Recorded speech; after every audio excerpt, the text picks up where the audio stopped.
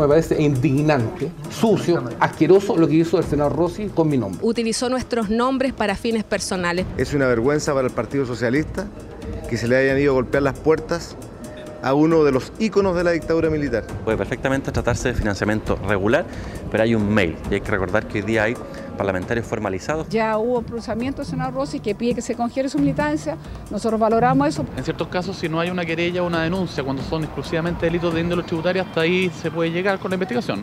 La persona de soporte técnico le preguntó si necesitaba que se respaldara la información que contenía el disco y él dijo que no. El señor Escalona venía a establecer certeza y yo creo que los parlamentarios nos vamos con más dudas. ¿Qué información tenía ese computador? ¿Qué tiene que esconder el señor Dávalos a la ciudadanía? Y estoy delante de usted haciéndome cargo de haber entregado una información incompleta porque fue la información que yo recibí. Probablemente la responsabilidad de haber requerido todos los antecedentes era mía. Yo te discrimino por tu forma de ser concebida o te discrimino por enferma o porque te vas a morir el viernes, entonces te mato antes para que la madre no sufra. Es el derecho principal y fundamental de un ser humano.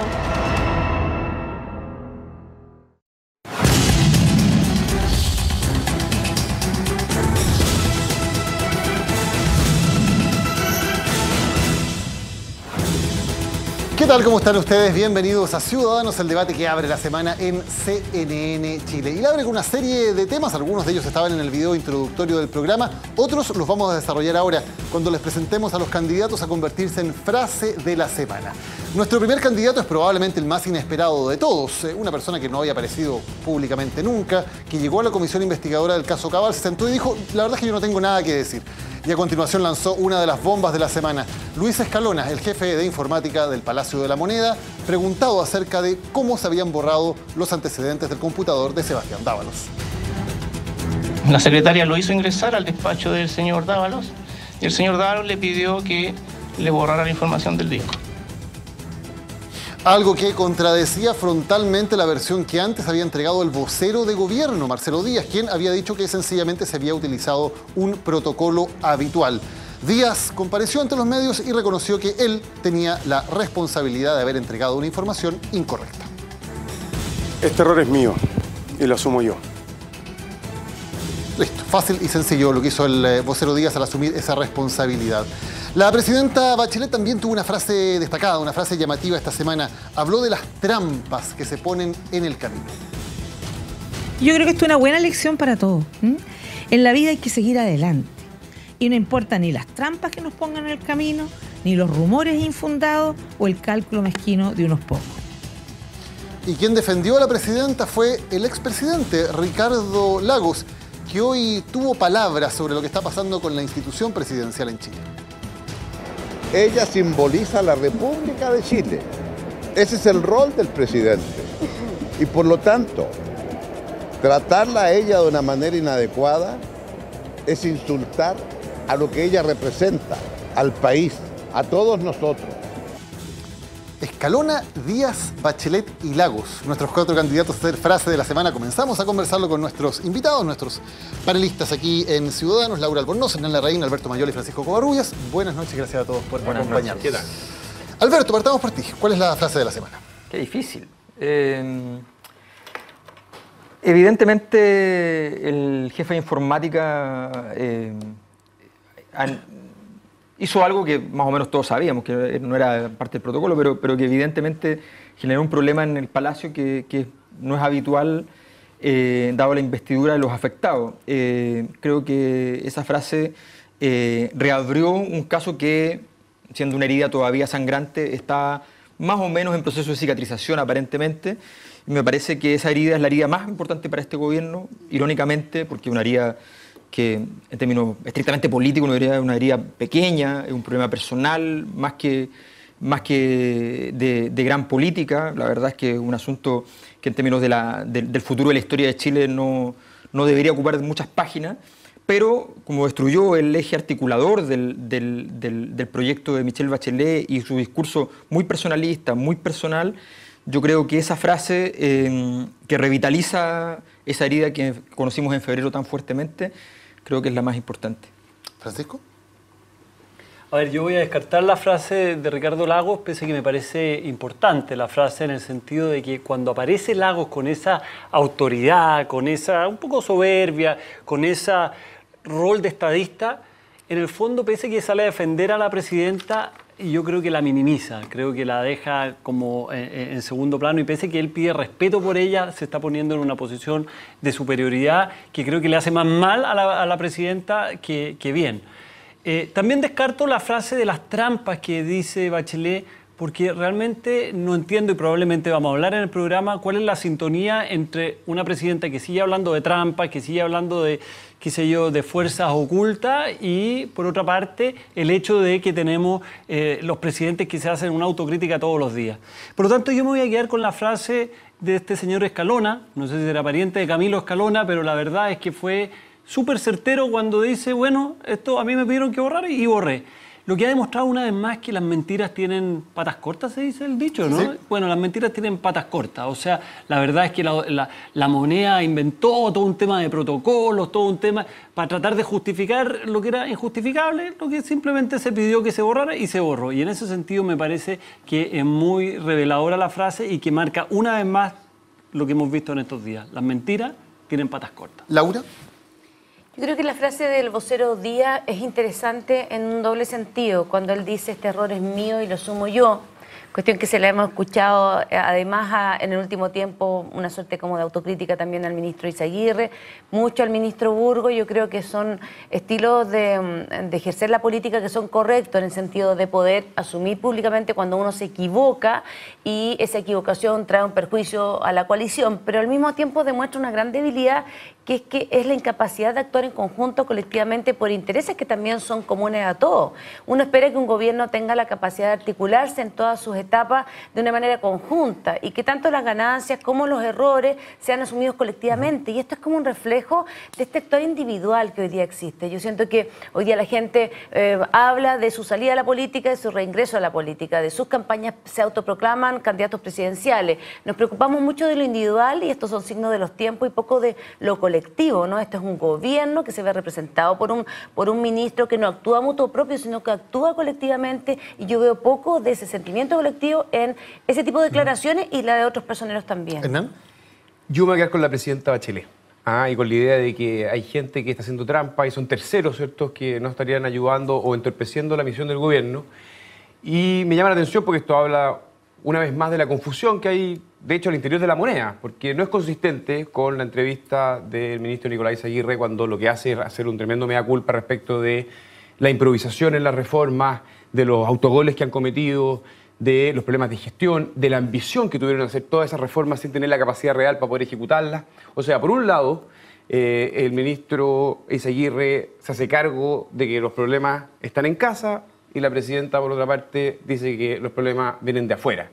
Y la verdad es que esto habla un poquito de la ambigüedad estratégica que ha tenido el gobierno y que es muy, creo, inconsistente, y que la ciudadanía, de hecho, lo ve y lo castiga en las encuestas, porque la encuesta de IMARC la semana pasada, hoy día la encuesta CADEM, el gobierno vuelve a caer. Van a votar ustedes, por cierto, por cuál es la frase de la semana, pero me quiero quedar con lo último de Hernán para abrir el debate sobre esto, la entrevista de Nicolás Izaguirre, todas las reacciones que ha habido después.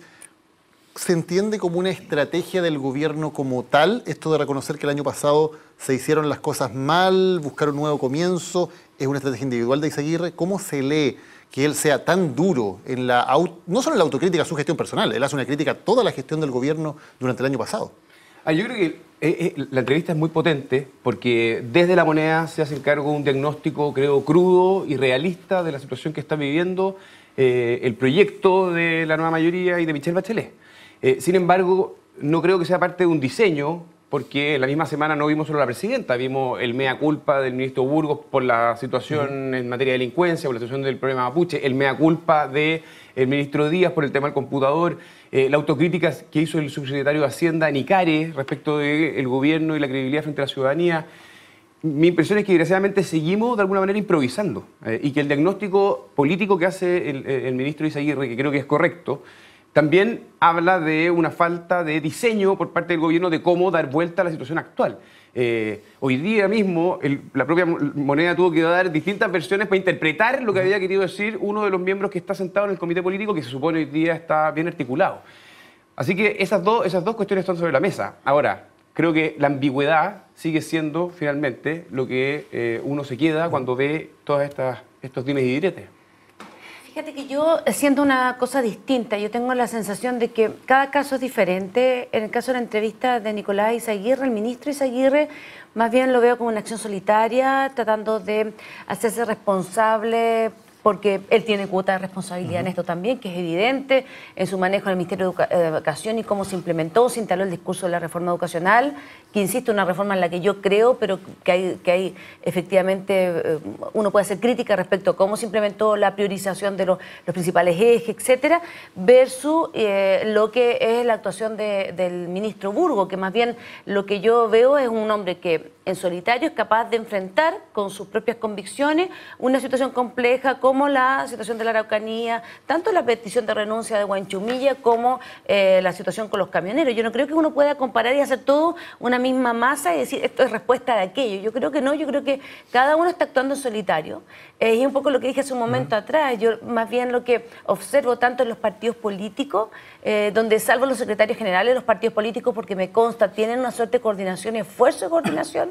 Los demás ha habido meas culpas individuales, porque que nadie quiere ensuciarse las manos y participar del meas culpas colectivo, y porque yo también siento que mucha gente está esperando que no le toque, ¿no? Esto correrse para el lado para que a uno no le toque lo que se viene, y también esta actuación no responde a ningún diseño. Yo no lo veo como una respuesta a un diseño, yo veo como una entrevista en donde a lo mejor a veces se sueltan palabras más y los titulares se marcan, pero no veo aquí una alocución política, no veo un liderazgo político que intente. Yo veo liderazgo político cuando alguien es capaz de administrar una situación compleja y hacerse cargo de la realidad, no en declaraciones o entrevistas en un periódico nacional. ¿Hay un diseño en la moneda o está cada uno jugando por la libre?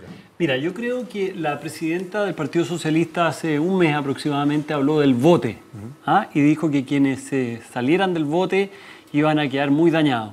A mí me da la impresión de que no hay un diseño hecho, sino que hay un diseño espontáneo que se ha generado de que la gente está tratando, como quien dice, de saltar del bote hacia afuera. Y este gobierno, lo que hemos visto en el último tiempo, es que a la presidenta la están dejando un poquito sola. Cuando tenemos autocríticas permanentes, cuando Nicolás Izaguirre opina sobre lo que estaba sucediendo en el país como que estuviera absolutamente fuera, como que hubiera llegado ayer de Estados Unidos al Fondo Monetario Internacional a decir la verdad es que esta cosa no está bien hecha. Pero si él es responsable de esto, si él fue artífice de esto, si él ahora es quien tiene la manija de qué proyectos van, con qué urgencia van al Congreso. Y sin embargo, pese a la autocrítica feroz que hace Nicolás Izaguirre, bueno, las reformas siguen adelante. Entonces, claro, yo estoy de acuerdo, esto no puede obedecer a un diseño porque el diseño no tendría coherencia. Esto más bien es el orden espontáneo que ha hecho que simplemente las personas que forman parte del gobierno estén corriendo con colores propios. Esto es muy sintomático de un gobierno que tiene una muy baja adhesión. Esto ha ocurrido aquí y ha ocurrido en muchos países en todos los tiempos que en el fondo la gente quiere desembarcarse. Sin embargo, yo creo que a la presidenta Bachelet no le hemos escuchado una sola palabra que rectifique o que diga que va a rectificar el rumbo más allá de estas cosas raras de los realismos sin renuncia y cosas que no se entienden. Sí, yo no veo estrategia, pero tampoco veo caos. Veo una situación bastante clara donde el gobierno en un momento determinado establece un giro, un cambio de ruta, una ruta más conservadora, una ruta más concertacionista que nueva mayoría. Ese cambio de gira significa nombres nuevos. El único nombre anterior es Nicolás Izaguirre. Nicolás Izaguirre hace exactamente lo que ha hecho siempre. En la época de los tecnócratas era tecnócrata, en la época de los derechos sociales era derechos sociales, gratuidad y todas esas cosas. Y en la época donde viene el momento de la restauración, él ofrece restauración, ¿ya? Para decirlo de modo menos elegante lo que dijo Laura, Nicolás Izaguirre siempre se salva solo, ¿ya? Y la verdad es que es lo que está haciendo. Ahora, ¿Fue más elegante o menos elegante? Yo fui menos elegante, sin duda, Laura, sin duda. Pero el concepto era más o menos el mismo, ¿no? Pero el concepto es parecido, menos. El que fue menos elegante fue Izaguirre, porque dejó a la presidenta. Bueno, no, lo que pasa es que, a ver, la presidenta se dejó a sí misma sola, eso por de pronto. Ella eligió a su alrededor gente que no pensaba como ella y puso en un cargo de gabinete político a un ministro que había llevado las reformas, hoy día mismo él las reconoce mal, ¿ya? O sea, que había hecho mal la pega, según confesión propia, relevo de prueba, ¿ya? Y lo asciende en razón de algo que supongo que era más o menos ser el defensor del proceso de reforma que él entre otros, había liderado, en uno de los pocos que viene del periodo anterior. Y sin embargo, él elige unirse al lote de los que tienen que instaurar el orden. Recordemos, para interés de quienes nos están viendo, que una cosa que es bien importante en este montaje, y es que resulta que en medio de este esfuerzo por poner orden, no hay orden.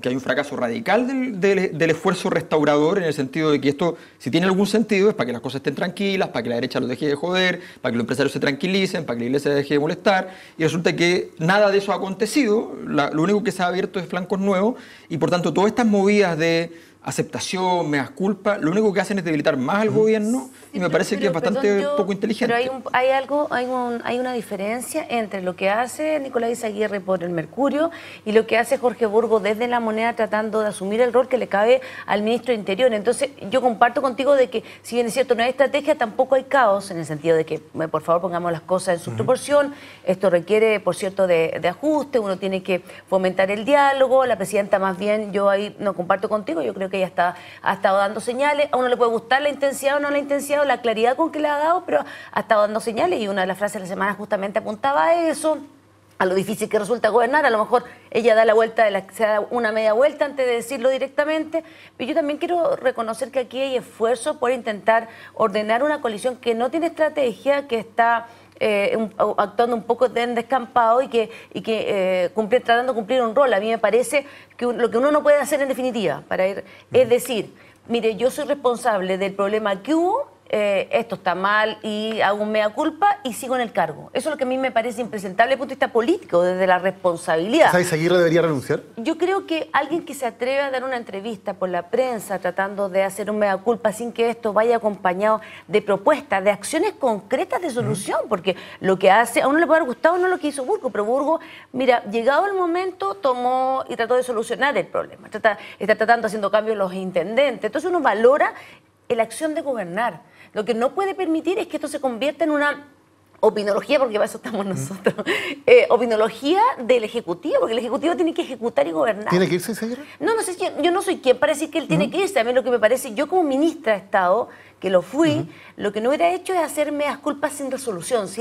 ¿Y qué viene después? Es la pregunta entonces que nos hacemos. ¿Cómo viene esto? ¿Cuál es la priorización de la agenda? ¿Hernán? Sí, no, hay un consenso que no hay estrategia y parece que tampoco hay caos, pero confusión, creo que es bien estructural, digamos. ¿Y cuál es la cuestión del fondo? Claro, ¿Y cuál es la cuestión del fondo? Y yo tengo una diferencia contigo. Tú dices que hubo un cambio de gabinete y de alguna manera llegaron nombres que vienen a moderar el actual gobierno. La palabra creo que es gradualismo. Es hacer lo mismo, pero en forma más lenta. Por lo tanto, la ruta no cambia, simplemente cambia la velocidad. Y entonces, lo que estamos viendo es que el gobierno reconoce hoy día, a través de Nicolás Izaguirre, que el programa tiene un problema, ¿cierto? Y esa es la cuestión más de fondo. Y por tanto hay que hacerse cargo de que ese programa no solo no se podía hacer, sino que generó el caos en el cual estamos hoy día. Y lo que hay que hacer es hacer un cambio de rumbo. Y eso es lo que nos ha hecho. Y la presidenta no ha tenido ninguna precisión ni claridad al respecto. Moderar, dialogar, pero seguir la misma ruta de este programa va a hacer solo que la situación del gobierno empeore, utilizando el propio análisis del secretario general de la presidencia. Fíjate que tú, Laura, decías que la presidenta ha dado señales, y efectivamente ha dado señales. Recordémonos cuando a través del programa de don Francisco anunció el cambio de gabinete. Después hizo este cambio de gabinete donde venían nombres supuestamente más moderados. Después se hizo el cónclave. Después se hizo el realismo sin renuncia. Es decir, ha dado un montón de señales. Sin embargo, no se ha movido un ápice del camino trazado. Esto me recuerda cuando... Pero por favor, la reforma laboral sigue igual, la reforma de la ISAPRE sigue igual, el proceso constituyente sigue igual. Sigue la reforma, no sigue igual, por favor. Bueno, la reforma tributaria no es que es la misma la primera que la última. No tenemos hasta ahora tenemos la primera, hasta ahora no tenemos ninguna señal explícita de decir, miren, íbamos por aquí y ahora vamos a ir por acá. La reforma tributaria pasó por la cocina, acuérdate. Claro que pasó por la cocina. Pero no era la misma que se presentó, ¿a eso se refiere Alberto? No, pero esa era la etapa primera del gobierno, cuando eso fue el año pasado. Ahora, la reforma de las ISAPRE, la comisión entregó su informe hace como 7 meses y no pasa nada. La reforma de las AFP la han postergado como 3 veces. Bueno, el proceso constituyente partía en septiembre. ¿Estamos en? En septiembre. ¿no? Bueno, no ha habido ninguna señal concreta. En términos futbolísticos se ha chuteado para adelante, pero no ha habido ninguna señal concreta. Lo que está diciendo, lo que dice, además que es una cosa obvia, los políticos no van a decir todo mi proyecto lo voy a botar a la basura, eso no lo puedes esperar. Pero de hecho yo lo que le critico a Bachelet es que renunció efectivamente, o sea, que renunció efectivamente a todo el proceso de reforma. Entonces, si no tuvo la valentía. Y resulta que tú dices que además no ha renunciado. Yo creo que ahí está la gran virtud, en todo caso, política de la derecha en todo este ciclo, que lo ha hecho todo mal, no existe, no tiene candidato, no tiene nada. Pero la derecha tiene una gran virtud, y la gran virtud es que mientras la nueva mayoría se va convirtiendo cada vez más en concertación, la siguen criticando como si fuese la nueva mayoría. Y esa virtud de no ver ninguno de esos transformaciones, que no son ni ápices, ni matices, ni nada por el estilo, son transformaciones muy estructurales, que tienen que ver con una legislación laboral mucho más suave, que tienen que ver con una reforma tributaria que se cambió completamente, que tienen que ver con una reforma educacional que ha retrocedido por completo, que se amenazó con el infierno, y resulta que no ocurrió. Perdón, hay una reforma tributaria. Digamos que no conteste. Aquí hay una reforma tributaria, que era uno de los 3 compromisos, se acaba adelante, hay que parcharla. La reforma educacional en materia escolar, la hicieron con la derecha. Con todos los daños a última hora. No, ¿qué daños? Se hicieron más daños. Pero ¿por qué le hicieron con la derecha si tenía mayoría? Estamos hablando de no se olviden de Aguad, no sean malos. El gobierno y su mayoría en las cámaras y el programa es obra de la nueva mayoría. Y está eso reflejado en la reforma tributaria. La reforma educacional sí se sacó adelante en materia escolar el año pasado. ¿Cierto? Se aprobó en enero. Con modificaciones hechas por la Iglesia. La reforma laboral todavía no conocemos una indicación, que indique una moderación por parte del gobierno. La nueva constitución como promesa llena de ambigüedades sigue adelante. Toda la negociación que se está haciendo. Y la presidenta cree de que ellos van en una ruta y hay trampas, que hay gente que le pone en el camino. Entonces, aquí hay un instinto de la presidenta de no modificar un ápice cuál es su hoja de ruta. La van a modificar, y déjame decirte una sola cosa. Está claro. Que la centro derecha puede tener muchos problemas. Yo estoy de acuerdo contigo. Probablemente, por ahora, no capitalizar todo lo mal que lo está haciendo el gobierno. Pero hoy día, de que históricamente habían 2 partidos, hay 4, hay una oposición que se está articulando, hay centros de estudio que están trabajando juntos en un proyecto político y se está trabajando lentamente, si tú quieres, pero en transformarse en alternativa de gobierno. Ojo ahí. Yo encuentro que es positivo mientras existe una oposición más sólida, es mejor para la democracia en Chile. Y valoro el que se estén juntando, aunque haya críticas internas que hay que solucionar, porque siempre hay quien dice esto solamente parece de forma, pero no de fondo, como lo dijo Kass el fin de semana. Pero yo igual, el Kass, José Antonio, pero el punto no es ese, es que uno esperaría realmente como del gobierno y también de la oposición que lo que se estuviera haciendo más bien es una serie de propuestas. La propuesta tuya como representante de la centro-derecha, como afiliado a la centro-derecha de Evópolis, es que en definitiva todas las reformas deben ser moderadas.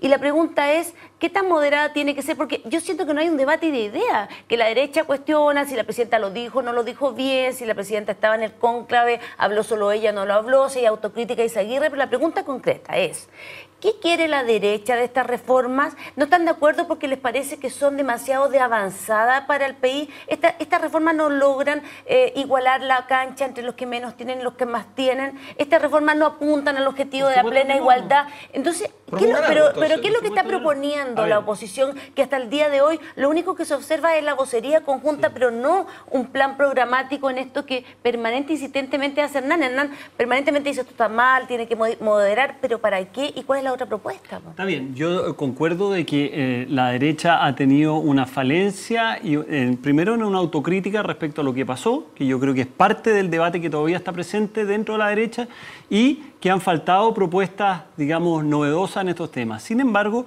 lo que ha ocurrido aquí es que la derecha ha tenido, y no solo la derecha, un sector importante y amplio del país, que salir a decir que lo que se estaba proponiendo y lo que se estaba haciendo estaba malo.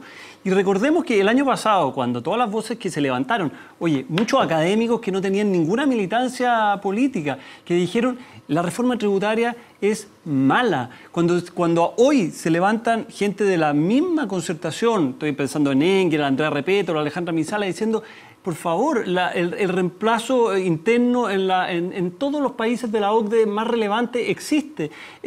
Bueno, no fueron escuchados, y yo creo que esa soberbia con que se van... No han sido, hasta ahora no han sido escuchados. Y yo creo que el pecado de la soberbia con que actuó la nueva mayoría, con la que actuó Arenas y Peñailillo, que hoy han sido figuras que no han dado explicaciones al país, y con esa soberbia implícita que tuvo la presidenta, bueno, la primera misión de la derecha en ese momento era salir a denunciar. Ya va a entrar el tiempo de la idea y creo que, entre otras cosas, el gobierno de Sebastián Piñera, con sus más y con sus menos, creo que tuvo bastante idea en ese sentido. Nos tenemos que ir a la pausa y volvemos con más. Esto es Ciudadanos en CNN Chile.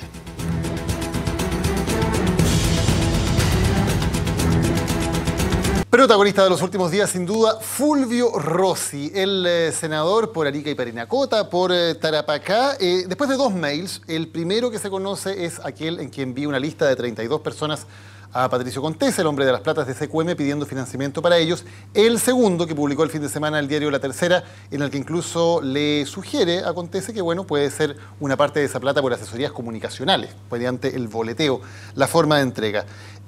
Alberto, ¿es subsanable? ¿Puede salir Fulvio Rossi de la situación en que está o es una situación irremontable?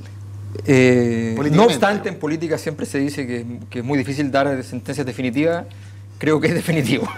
O sea, hay 2 factores. Uno es que políticamente se demoraron 4 minutos y medio en quitarle el piso y por tanto da toda la impresión de que no va a haber respaldo de ningún tipo, de que hay alguna clase de acciones que son más o menos imaginables, parte de las acciones según lo que se sabe, pero hay algunas de las acciones que él hizo que lesionan mucho la vida partidaria del Partido Socialista y por tanto se le deja caer a alguien que fue presidente del partido, que tiene un liderazgo importante, o sea, no es cualquier persona y sin embargo se le deja caer. Por tanto, no teniendo un muro de contención, parece que está muy expuesto políticamente y es muy difícil que remonte en ese sentido.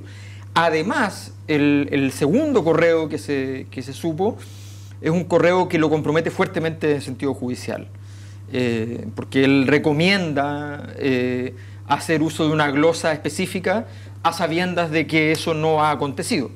Por tanto, la idea original que él sentencia de que está pidiendo recursos para esos candidatos por la vía regular queda completamente desmentida en ese sentido. Y me parece que se estaría sumando entonces al grupo de políticos relevantes del país que pueden pasar por tribunales no solo como testigos, sino que ya directamente con alta probabilidad de formalización. Me parece que en ese sentido esa suma, ese cóctel, hace que sea muy difícil de remontar la situación. El fiscal nacional confirmó hoy que se le invitó a declarar como imputado. Se le invita porque tiene fuero, por eso no se le puede citar derechamente, pero como imputado, no como testigo. Ahora, a mí me llama la atención la vergüenza que tiene el Partido Socialista respecto a que Fulvio Rossi le haya pedido plata a SQM. Son muchas las voces que, porque esta empresa que era el yerno de Pinochet y de alguna manera representa simbólicamente lo peor, digamos, terminó financiando a un socialista.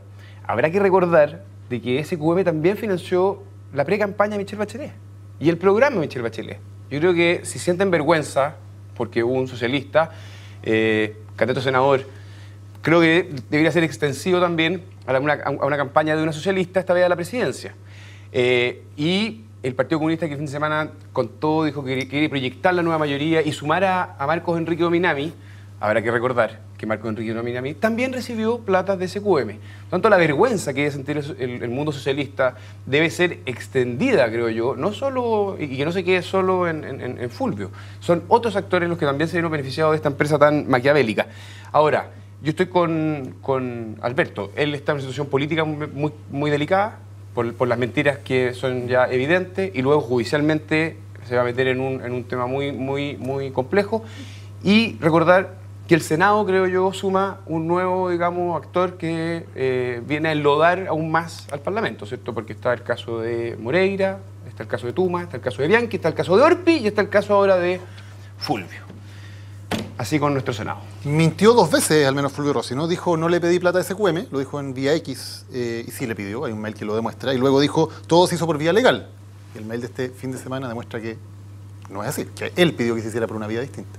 Mire, yo más que centrarme en la persona de él, que yo concuerdo con lo que aquí se ha dicho respecto y valoro la actitud del Partido Socialista de considerar vergonzoso y pedir la suspensión de la militancia de alguien que tiene este tipo de actuaciones, máxime con la vinculación política, histórica que se tiene con la dictadura.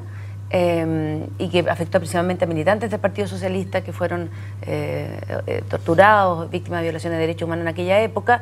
Y valoro en ese sentido, yo esperaría que otros partidos políticos, incluyendo el mío, hicieran la misma autocrítica respecto de hechos que ponen en tela de juicio la función pública y el rol que le cabe a los servidores públicos de no estar involucrados con actos que efectivamente donde la voluntad popular es alterada, corroída, ensuciada, incluyendo, yo estoy hablando de todo lo acá. Mira, cada uno tiene, yo más bien lo que pediría es de quienes tengan responsabilidad y se sientan con responsabilidad, que sean capaces de asumir públicamente antes que estarlo sabiendo por vía de la prensa. Entonces, a lo mejor uno podría pedir, es imposible, pero pedir a la Cámara, al presidente de la Cámara, yo sé que no caben las defensas ni las condenas de carácter corporativa, pero aquí tiene que haber un proceso, no para poner punto final, pero un proceso más bien corporativo de saneamiento de los partidos políticos, de las propias organizaciones. Lo digo porque hoy día mismo veía un Twitter de un par de parlamentarios de mi partido reunidos con el alcalde Vittori,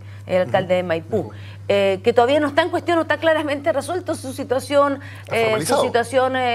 procesal respecto de si tuvo o no tuvo responsabilidad, pero a puertas de una elección municipal, ¿cuántos perdonazos vamos a observar? Y es legítimo que eso suceda. La sociedad chilena tolera ese tipo de perdonazos en el año en que estamos y con las cosas que han pasado, ¿o no? ¿Cuánto vamos a permitir de que se siga replicando este modelo de que el senador de la región es el caudillo, es el que pone los puestos, el que pide las prebendas? O sea, en el correo electrónico para dejarnos de hablar tanto en Gringolandia, ¿no? En el correo electrónico que envía Rossi dice: yo quiero administrar, todo este es mi feudo, ¿no? Entonces tengo que darle a cada uno, necesito plata para esto. O sea, administra el poder político al interior de la región. ¿Y cuántas veces se replica ese modelo en otras regiones? Todos nosotros sabemos, cuando uno viaja a la región, el otro día el fin de semana estuve en Osorno con las mujeres de allá, y o estuve en la sexta región, y pasa lo mismo. En San Fernando hay especies de feudos que están instalados y que es producto de esta dinámica, de este sistema político al cual sí Bachelet le ha hecho frente, dicho sea de paso. Nunca habíamos tenido reformas políticas del tipo, a lo mejor no están todas las propuestas de Engel, pero sí hay propuestas que se están tramitando en el Congreso Nacional, cuyo Congreso no ha dado abasto frente a toda esta polémica. Entonces yo aspiro que efectivamente de todo este proceso salga algo positivo. Soy optimista respecto a la inquietud de mejorar el clima político, pero sobre todo la forma y las prácticas políticas. Y termino diciendo, hay numerosas encuestas, la otra vez lo citó Alberto en una, la gente no está cansada de la democracia, valora la política, lo que está aburrida de las prácticas y de quienes están ejerciendo hoy día. Entonces hay una señal clara del cual tenemos que hacernos cargo a propósito de las próximas elecciones municipales que se nos vienen. A ver, a mí lo de Fulvio Rossi, les digo la verdad, no me sorprendió. O sea, yo creo que el que esté libre de pecado, que muestre su mail. Ese es el nuevo dicho. El que esté libre de pecado, que muestre su mail. Porque a mí me da la impresión de que esto era una práctica completamente generalizada. Por eso que, de cierta forma, siento que el Partido Socialista está haciendo un baile de máscaras con esto, culpando a Rossi, porque no tengo ningún antecedente, pero tengo toda la percepción de que hay otros parlamentarios del Partido Socialista, en la derecha, en la democracia cristiana, que usaron la misma práctica, y yo me atrevo a decir que en forma mayoritaria. Y eso no es culpa de la Constitución del 80, eso no es culpa, es realmente porque hubo una tolerancia a no cumplir la ley. Y en ese sentido creo que aquí están cayendo por goteo, y por eso es que yo no creo que Fulvio Rossi esté muerto políticamente, porque van a caer otros más. Si se sigue estirando la hebra, van a caer otros más, y nos vamos a dar cuenta de que no hay empresa grande, ni hay político electo que no tenga estas vinculaciones. Podrán haber grados, podrá haber unos más y otros menos, yo creo que uno no puede enlodar a todo el mundo, pero esto era una práctica completamente generalizada. Y por lo tanto, la crítica mayor aquí está en la mentira de Fulvio Rossi, en decir y salir a criticar por el caso Penta, cuando él tenía, pero no un tejado de vidrio, tenía un tejado sin nada, digamos. Y en ese sentido, creo que si hay un castigo, el castigo va a estar más por ese lado. Ahora, respecto a lo que dice Laura, yo también soy optimista. Yo también creo que ojalá que de esto derive algo positivo. Creo que debiera ser así, pero creo que el gobierno debiera hacer más, porque tal como lo ha dicho el propio Engel, acá van con cámara lenta, digamos, las reformas propuestas. Y eso es muy dañino. Una cosa sobre los partidos de izquierda. Me parece importante que los partidos que se declaran de izquierda, el Partido Socialista, el Partido Comunista, el Partido por la Democracia, según el día, la verdad es que... No tanto, los radicales tampoco. Claro, los radicales tienen sus épocas, bueno, en fin. Pero los partidos que se declaran de izquierda, es bien importante entender que ponerse colorado y ponerse rojo son cosas distintas, y que sería bueno que se acordaran más de lo que significan los partidos de izquierda, ¿ya?, que de esto de ser tan bueno para simplemente ir y va a ir y declararse avergonzados por actos que se sabía, porque que hay un hecho, y ahí Francisco tiene razón, esto, un hecho de la causa, que esto acontecía a vista y paciencia de todo, a vista y paciencia de un diseño que se hizo en la época de otro escándalo, con el cual se regularizó una especie de mercado de financiamiento político, y eso es lo que tenemos. Y la pregunta que no nos hemos hecho suficientemente es sobre qué es lo que se compraba en ese mercado político.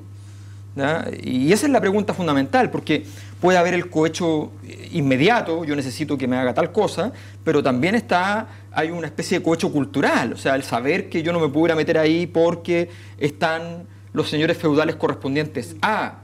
Y yo creo que eso es lo que está en juego, y eso es lo que en general ha generado la sensación en la ciudadanía de que esto no tiene sentido, porque los representantes no representan a los ciudadanos, sino que representan a otros tipos. Hay un dibujo claro que te conecta la representación con las empresas. Yo creo que ese es el punto de fondo, y es allí donde los partidos de izquierda deberían tener un discurso un poquitito más claro, un poquitito más jugado, un poquito más sólido, que interpreten la relación entre empresa y sociedad, que ha sido supuestamente el gran factor del pensamiento de izquierda. ¿Qué se hace en términos de legitimidad con el Congreso? Lo pregunto, estoy pensando por ejemplo en un ciudadano de Arica, de Iquique, que sus dos senadores, sus dos representantes, hoy día son Jaime Orpiz y Fulvio Rossi. ¿Qué legitimidad tiene ese Congreso? Un Congreso que además han pasado 9 meses desde la revelación de los primeros mails que involucraban directamente a senadores, que se conocieron a fines de diciembre del año pasado, 9 meses, y no ha hecho absolutamente nada. Les pidió un informe a los parlamentarios se lo devolvieron, y ahora parece que les van a pedir otro, con más páginas. ¿Qué puede hacer el Congreso en términos de recuperar algo de legitimidad? Un Congreso que se ve absolutamente superado por los acontecimientos y absolutamente inmóvil ante un escándalo que día a día le resta legitimidad a los que deberían ser los representantes de todos nosotros. Bueno, recién Rubia decía que me gustaría, y haciéndose eco de las palabras de Engel, que esto fuera más rápido. Yo creo que uno esperaría un comportamiento mucho más ágil en el despacho de iniciativas entonces que tengan que ver con el saneamiento de la situación política, porque uno tiene que ser capaz, en el interés de Chile, de prever lo que puede pasar, o sea, este nivel de, no para frenarlo, no para encubrirlo. Mira, el caso de Guatemala, aunque claramente es un país muy alejado de nuestra realidad, tiene otros niveles de pobreza, otros niveles de violencia, pero el fin de semana pasado la vicepresidenta en prisión, el presidente destituido y después derechamente investigado, está en prisión también. Sí. Entonces, la verdad, y uno se da cuenta de lo que pasa en otros países y lo feble, ¿no? Que esto es como una suerte de alerta democrática. Uno está alertando de cosas que se pueden venir, y uno no tiene que ser por lo mismo negativo ni pesimista, sino que tiene que tomar las providencias. Entonces, uno esperaría que el Parlamento, en una acción inédita, a lo mejor desde su época, previendo lo que puede pasar, adoptara también algunas decisiones, no esperaran solamente esta cosa de que le dieran las indicaciones, que se haga el cónclave, que le digan cómo tienen que hacerlo, sino que el Parlamento mutuo propio, con la autoridad que está además señalada en la Constitución, pudiera incursionar, y en esto no digo saltarse la Constitución, pero mostrar algunas alternativas de solución que involucran a sus propios parlamentarios integrantes. O sea, el caso que tú mencionas, Rossi y Orpiz, ¿qué pasa efectivamente con el ciudadano que tiene corroído todo su sistema político, que se apoya en los parlamentarios, los diputados? ¿Cómo lo hace? ¿Qué tipo de dirigentes son los que van a promover cosas distintas para las municipales? Entonces, yo creo que hay que tener mucho ojo. Yo tengo la sensación de que todavía hay una cierta tendencia también de los partidos políticos a esquivar y dar la vuelta a propósito de cómo hacemos estos cambios, cómo enfrentamos las propuestas de Engel o de cualquier cambio del sistema político. Todavía no está. Mira, el fin de semana estuve justamente con las mujeres de Osorno hablando del tema de la ley de cuotas. Y uno dice, bueno, la ley de cuotas, que iba a ser un parámetro para incluir más mujeres en la lista, quedó solamente radical la elección parlamentaria. ¿Dónde está la voluntad en los partidos políticos para incorporarlo de rajatabla, las nuevas personas, abrir el abanico para que los electores puedan elegir entre más alternativas? Eso hoy día no existe, y eso que tú preguntas, Daniel, yo no lo observo. Yo creo que el problema de la democracia representativa, la legitimidad de los partidos, la confianza respecto a los políticos, es un problema bien contemporáneo en el mundo. Y a veces hay que darse cuenta de que hay un fenómeno tal vez un poquito más estructural que hay detrás, y no solo somos nosotros, digamos. Ahora, no cabe duda de que hay una serie de elementos que han ido generando los últimos 15 años la caída de la legitimidad del sistema político en general, incluyendo al Congreso, evidentemente a los partidos, y creo que estamos en un momento de transición súper delicada, digamos. Es cierto que las encuestas muestran de que la presidenta es más débil, sus reformas, pero también la centroderecha sigue manteniéndose igual, y ambas cámaras de Congreso muy en el suelo. Con todo, yo creo que estamos igual en un proceso de transición. Aquí va a haber va a haber un nuevo sistema electoral, eso va a generar un cambio, va a ser más proporcional. Esperemos, vamos a tener un nuevo sistema de financiamiento de la política. Hay nuevos partidos y nuevos movimientos que están tanto de la centro derecha como de la centro izquierda entrando al juego. Es muy probable que varios parlamentarios, como los que tú mencionas, o no corran definitivamente o sean bastante más débiles para enfrentar campañas y por lo tanto hay una posibilidad de que la próxima elección parlamentaria sea un proceso de renovación de nuestro Parlamento. Pero creo que todo esto tiene con todo, y con eso termino, una amenaza, que es la abstención, que es el agotamiento de la gente frente a todo lo que le ofrecen de lado y lado, se transforme en un castigo y que la herramienta más potente, que es el voto, para poder generar los cambios, no se utilice como forma de protesta. Yo creo que voy a decir una cosa que no es muy popular, pero toda la rabia que hay, por ejemplo, con los tribunales de justicia tiene que ver con la idea de justicia de la sociedad y no necesariamente con los tribunales siempre. Todo el problema que hay con el Congreso habla de un problema que es más del resto de toda la sociedad en su conjunto que solo del Congreso. El Congreso es un síntoma, a mi juicio, de un problema mayor. Es un problema bastante antiguo. El señor Aristóteles, 2500 años atrás, dijo que la acumulación de riqueza podía ser basada en las necesidades o podía estar desanclada de las necesidades.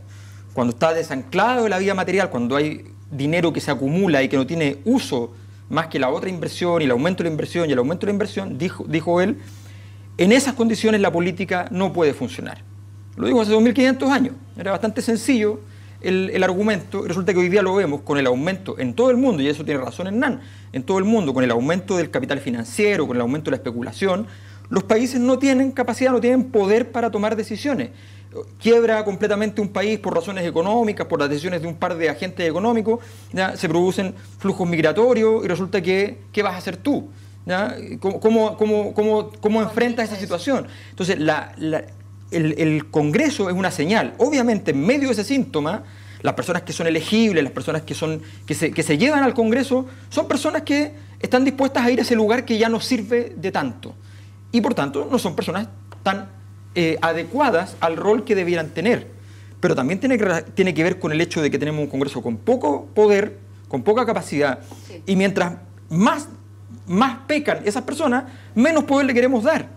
Lo que tenemos que hacer es aumentar el poder del Congreso, lo que tenemos que hacer es aumentar la capacidad de deliberación en el Congreso, reducir el peso de las comisiones y aumentar el debate. Eso es lo que, para eso están los Congresos, y hemos perdido la función del Congreso. Y por eso es muy delicado que un proceso constitucional como el que supuestamente se va a dar origen en septiembre, resulta que se deposite en el Congreso. Francisco. Bueno, yo creo que aquí se han dicho cosas relevantes y concuerdo con muchas de ellas. Yo creo que el principal factor es que el Congreso no le ha tomado el peso realmente al problema que se está viviendo. Y en ese sentido creo que se requieren esfuerzos mucho mayores. Probablemente aquí se requiere un gran acuerdo nacional para impulsar y llevar a cabo cosas relevantes, cosas que les causen dolor, digamos, a ellos, que les cueste, porque de otra forma esto... la ciudadanía no les va, como quien dice, a comprar ese esfuerzo. Si no hay un esfuerzo real, esto no va a ocurrir. Ahora, el futuro hacia adelante, bueno, tendremos que verlo. Yo soy pesimista, fíjate, respecto a la nueva ley electoral. Creo que fue el único legado de Peña y Lillo que nos dejó y me presumo que no es un buen legado. Entre otras cosas porque va a permitir que las personas que fueron elegidas anteriormente sean elegidas con un menor porcentaje de votos y por lo tanto probablemente a todos los que andan dando vueltas, digamos, van a requerir con un 15% y ya van a estar elegidos y los vamos a ver de nuevo y además creo que es el límite a las platas, en fin, podríamos hablar mucho rato de eso. Yo creo que es un mal proyecto, es decir, yo no veo ahí un real aporte. Yo creo que aquí se necesita un Congreso que se dé cuenta del problema y se requiere un gobierno que lidere este proceso. Y el problema es que este gobierno no ha liderado el proceso y el problema es que este Congreso no se ha dado cuenta del problema. Entonces tenemos un doble problema. Nos quedan solamente 5 minutos. No quiero dejar de tocar el tema del aborto, que se ha tomado parte al menos de la discusión pública y que va a permanecer en los próximos días, con un activismo importante de parte de la democracia cristiana, concretamente de la ex senadora Soledad Alvear, contra el proyecto. Laura, ¿ves un reposicionamiento político, un liderazgo de la ex senadora, de la ex ministra Alvear? A ver, yo creo que sin duda alguna Soledad Alvear es una mujer que ha tenido un liderazgo A uno le puede gustar compartir sus opiniones o su posición respecto a este tema en particular, pero sin duda alguna fue candidata presidencial que compitió con la actual presidenta en su oportunidad y sin duda alguna representa a muchas personas. Y me parece muy legítimo el que ella intente abanderarse con la posición contraria al proyecto. Y que lo haga, pese a que fue parte del programa también, hizo campaña. Hay una cierta incongruencia desde mi punto de vista. Es inconsecuente el que dice apoyar un proyecto pero en este aspecto, en este punto que a mí no me gusta, no lo apoyo, pero no obstante eso, yo creo que es legítima las manifestaciones, las expresiones de posiciones contrarias, pero también como mujer de Estado, que yo me imagino que es Soledad Alvear y con los roles que ella le tocó cumplir, siendo ministra del CERNAM y ocupando otros cargos como el Ministerio de Justicia, el poder hacerse cargo de la realidad que ella conoce y enfrentarla y adecuarse al Chile de hoy día. Yo creo que uno de los mayores problemas que tuvo la coalición de gobierno y en general tiene la política en Chile tiene que ver con la incapacidad de reaccionar a tiempo oportuno a los cambios que se suscitan. Entonces, hoy día mismo salió la encuesta CADEM, que es permanentemente citada por nosotros acá, que habla de la adhesión, pero no solamente la adhesión, porque esto no se trata de que esta gente de la calle te pide como si fuera pan y circo. Aquí hay un proceso de reflexión respecto de 3 causales específicas, hay una consideración respecto de la excepcionalidad que lleva a las personas, seres humanos que son bastante, y quiero transmitirle lo de saber la ex senadora Alvear, bastante más inteligente que en muchos casos y diestro y entienden de mejor forma que la clase política muchas veces, que llama a justamente apoyar un proyecto de ley de penalización en 3 causales. Si usted la pregunta que me quieres hacer, Daniel, si hay alguna interés en manifestar esta suerte de liderazgo, no lo sé, yo ahí lo desconozco. La verdad que este país es fecundo en iniciativas particulares, es fecundo. Fíjate que yo no sé, el otro día lo conversábamos con otras personas en Valdivia, cómo la gente puede autoconsiderarse como candidato a algo. Me parece insólito esta especie de soberbia pero bueno, no sé, no creo que ella esté enfocada en eso. La verdad que si lo hiciera además lo encontraría de pésimo nivel. Hernán, hay un apoyo abrumador, lo dicen todas las encuestas y la academia de hoy día, a la despenalización del aborto en 3 causales que está proponiendo el gobierno. ¿Se está atrincherando demasiado la derecha en una posición que es minoritaria en Chile al oponerse al proyecto? Yo creo que hay que tener cuidado porque hay ciertas materias que tienen que ver con aproximaciones morales y donde hay mucha legitimidad incluso en defender posiciones minoritarias. La propia encuesta de hoy decía que un 65% de los chilenos estaba a favor de la pena de muerte. Yo sigo estando en contra, aun cuando hay una mayoría que le parezca que eso es así. No creo que la centroderecha se atrinchere cuando defiende una posición, al contrario, y al igual que Soledad Alvear, creo que es muy legítimo hacerle un debate deliberativo. Las personas cuando votan por sus parlamentarios saben cuáles son sus posiciones y saben cómo van a votar en el Congreso, y por lo tanto me parece perfectamente legítimo defender posiciones aun cuando estas sean minoritarias. ¿Francisco? No, yo ahí discrepo con Hernán. Yo creo que la derecha es legítimo que tenga posiciones y que mayoritariamente defienda una opción, pero creo que en esto se ha trincherado. Y creo que yo mismo he escrito columnas y cartas respecto a este tema, apoyando el proyecto de las 3 causales. A mí me parece que la discusión del aborto pasa por la definición si la mujer debe asumir o no debe asumir el embarazo, pero esa discusión tiene como piso el decir, bueno, la mujer no tiene por qué asumir el embarazo en estas circunstancias excepcionales. A mí me parece que a la centroderecha chilena se ha atrincherado mucho en esta posición. Creo que defender, por ejemplo, el tema del no al aborto terapéutico es una posición que ni siquiera el Tea Party en Estados Unidos sustenta. Es decir, estamos a la derecha de la derecha del mundo, y a mí eso no me parece, por muy legítimo que me parezcan defender esa posición, pero no me parece parapetarse en ese tipo de posiciones que creo que lo único que hablan es de un excesivo conservadurismo moral de la derecha chilena. Yo estoy en desacuerdo con esto y discrepo con mucha gente del sector. Bueno, yo creo que descubrir que la derecha chilena es muy conservadora efectivamente es algo que hay que tenerlo sobre la mesa, o sea, es bastante claro. Ahora, aún así, a mí me parece que los procesos democráticos se hacen más con el cómo que con el qué. Me importa menos efectivamente qué es lo que piensa cada uno de los actores en términos de concurrir a la democracia que el hecho de cómo lo hacen. Y a mí lo que me preocupa más no es que digan que están en contra del aborto, porque me parece que es honesto, porque están en contra del aborto y tienen legítimo derecho a estarlo. Mi preocupación tiene mucho más que ver con el hecho cuando veo inserciones en el diario, por ejemplo en el Mercurio, una inserción rarísima sobre el lucro, una empresa que supuestamente está haciendo todo la ley de aborto para promover ya sus utilidades económicas, entonces mezclando lucro, que supuestamente era la cosa que la derecha defiende, digamos, con el aborto, un documento inexplicable en términos gramaticales y de retórica, con un color extravagante, una cosa muy rara y muy caro, con una organización que uno no entiende muy bien de dónde salió. A mí ese tipo de acciones, que las hemos visto respecto a todas las otras reformas, los avisos en el diario, siempre en el mismo diario, ¿ya? Siempre te gusta que yo hable del Mercurio, bueno, aquí está el Mercurio, ¿ya? Siempre en el principal diario del país, para desgracia de este país durante muchos años, ¿ya? Y también un gran aliado de Estados Unidos, nunca lo olvidemos. Bueno, ese periódico ya resulta que tenemos estas inserciones permanentemente.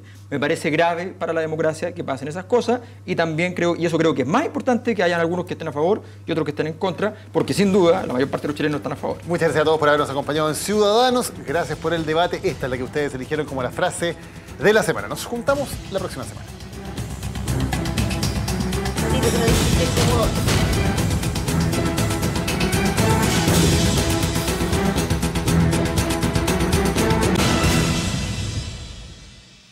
La secretaria lo hizo ingresar al despacho del señor Dávalos y el señor Dávalos le pidió que le borrara la información del disco.